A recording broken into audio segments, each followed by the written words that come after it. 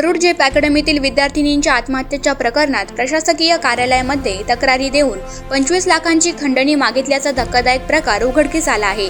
4 कार्यकर्त्यांविरुद्ध Waluj MIDC police ठाण्यात गुन्हा दाखल करण्यात आला आहे। याचा आरोपींनी शहरातील क्लासेसमध्ये घुसून तोडफोड केली होती। आरोपी फिर्यादीकडून खंडणी घेताना व्हिडिओ फिर्यादीने रेकॉर्ड केला आहे।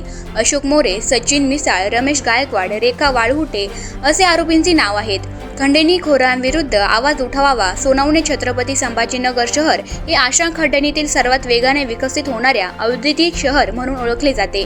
शहरातील छोटे मोठे उद्योग, शैक्षणिक संस्था, हॉस्पिटल, सामाजिक संघटनांच्या नावाखाली खंडणी मागण्यांचा त्रस्त आहेत।